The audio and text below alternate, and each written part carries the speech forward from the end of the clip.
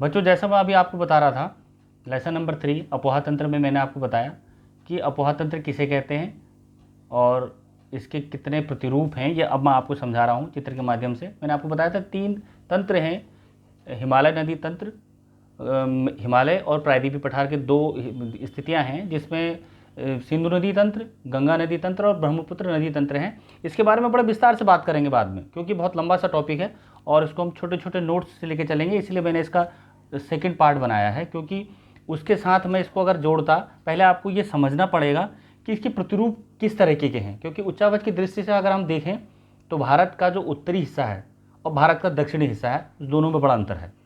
और आपको समझना होगा कि इन दोनों हिस्से जब अलग अलग हैं तो नदियों के बहाव और स्थल भी अलग अलग होंगे। वह प्रतिरूप हमने देख लिए हैं। मैंने एक चित्र के माध्यम से आपको बताया है। नंबर 1 है धूमाकृतिक अपवाह, नंबर 2 है आयताकार अपवाह, नंबर 3 है अरीय अपवाह। यह भारत में अपवाह तंत्र के प्रतिरूप हैं। अपवाह तंत्र में, भारत में अपवाह तंत्र में उच्च स्तर से निम्न स्तर की ओर बहते हुए जल के प्रतिरूपों को हम देख रहे हैं कि पूरे भारत में किस तरह की स्थितियां हैं कि एक मुख्य नदी के साथ दूसरी एक सहायक नदी किस तरह से उसको बढ़ा रही है और कौन कौन सी नदियां उसमें शामिल हैं। पहला धूमाकृतिक अपवाह है।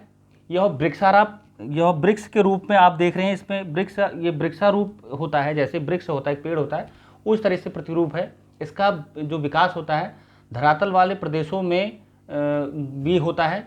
वलन और जो वलन इस तरह से होते हैं और भ्रंशन होते हैं। इस तरह से जो चट्टानों के टूटने की स्थितियां हैं वह अलग अलग टाइप की होती हैं।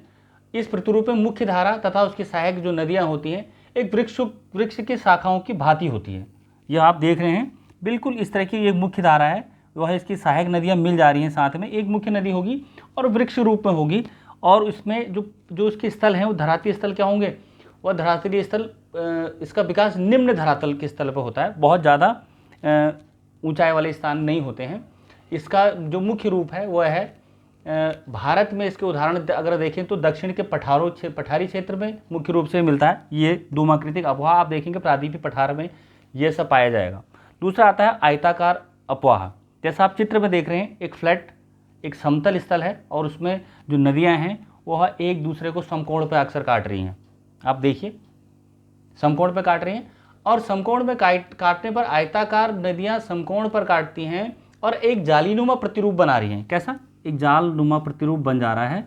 इस तरीके से एक ऐसा प्रतिरूप बन जाएगा जो जालीनुमा प्रतिरूप होगा और ये मुलायम चट्टानों में ही अक्सर ऐसा होता है और समानांतरता इसमें पाई जाती है। इसको हम एक दूसरे के बहुत गौर से देखें तो एक नदी दूसरी नदी को बड़ी नज़दीकी से काटती है। यह आयताकार अपवाह तंत्र है और यह नर्मदा नदी की घाटी तथा पश्चिमी बंगाल के क्षेत्र में जहाँ नदी तंत्र अपने आप को समायोजित कर देता है सागरों में, उन क्षेत्रों में मिलता है क्योंकि उसमें नदियाँ शिथिल हो जाती हैं, निक्षेप होता है उस समय वहाँ उनका। तो ये दूसरा तंत्र है आयताकार तंत्र, आयताकार अपवाह तंत्र। तीसरा आता है अरीय। जैसा नाम से ही है, नदियों का एक उच्च केंद्र बिंदु होता है। अब ये हिमालयी क्षेत्र के हिस्से में आ गया। बहुत ऊंचाई क्षेत्र है, बहुत ऊंचाई क्षेत्रों से नीचे की ओर बहने वाली उच्च केंद्र बिंदु से सभी दिशाओं की ओर। जैसे साइकिल के पहिए आपने देखे हैं, साइकिल के पहिए का एक मुख्य हिस्सा होता है बीच की धुरी, और उस बीच की धुरी से जो ताने होती हैं साइकिल की वो पूरे पहिए के चारों ओर होती है, उससे पहिया घूमता है। आप समझ रहे होंगे मेरी बात को। फॉर एग्जाम्पल मैं आपको बता रहा हूँ, इसी तरीके से बहुत उच्च भूमि, जो एक उच्च भूमि है, वहाँ से इनका उद्गम होता है, केंद्रीय बिंदु होता है और ये सभी दिशाओं में जाती हैं। ऐसी रचना का विकास एक गुंबद प्रकार का एक लावा क्षेत्र जो होता है, ज्वालामुखी के शंकुओं का जैसा एक स्थान होता है, वहाँ से नदियाँ निकलती हैं और यह पूरे एक हिमालय, मान लीजिए यह पर्वत है तो ये चारों ओर निकलेगी। जैसा आप देख रहे हैं, इसका प्रवाह सब जगह को है, नीचे को भी है, इधर को भी है, इधर को भी है, उधर को भी है, उस साइड को भी है, ईस्ट वेस्ट नॉर्थ साउथ, ये चारों दिशाओं में, पूर्व पश्चिम उत्तर दक्षिण, यह सारे प्रदेशों में आपको, सारे क्षेत्रों में मिलेगी। और अक्सर भारत में राजस्थान के माउंट आबू या झारखंड के पठारी के जो क्षेत्र हैं वो अरीय प्रतिरूप में मिलते हैं। तो आप अपवाह तंत्र क्या है पहले ये समझ लीजिए, फिर अपवाह तंत्र में कौन कौन सी चीज़ें आपके सामने रखी गई हैं। कितने तंत्र होते हैं?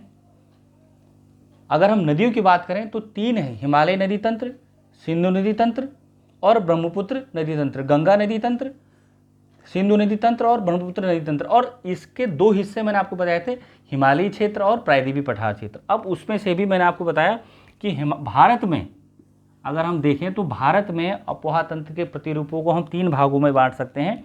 आप बार बार रिवाइंड करके इसको देखिए, कहीं कोई दिक्कत होगी तो मुझसे फिर पूछिए। पहला, धूमाकृतिक अपोहा तंत्र, जालीनुमा। साधारण शब्दों में समझिए, जालीनुमा, इसकी मुख्य धारा उसकी सहायक नदियाँ आपस में जुड़ जाती हैं, सहायक नदियाँ जालीनुमा क्षेत्र बना देती हैं।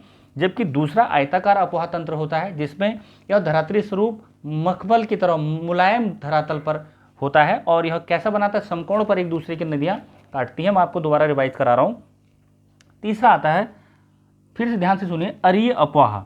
यह हिमालयी क्षेत्रों का सबसे मुख्य केंद्र बिंदु है जो उच्च स्थान से होता है और हिमालय की नदियाँ बहुत तीव्रगामी होकर के एक साइकिल, जैसे मैंने आपको बताया फॉर एग्जांपल कि साइकिल के तानों की तरह, जैसे साइकिल का पहिया होता है, तान होती है, उसी तरीके से यह ऊपर से नीचे की ओर चारों दिशाओं में, पूर्व पश्चिम उत्तर दक्षिण की ओर फैलती हैं। इसको अभी आप इतना ही समझिए। फिर हम बात करेंगे तीनों तंत्रों की, गंगा नदी तंत्र, सिंधु नदी तंत्र और ब्रह्मपुत्र नदी तंत्र। तब तक के लिए इतना ही।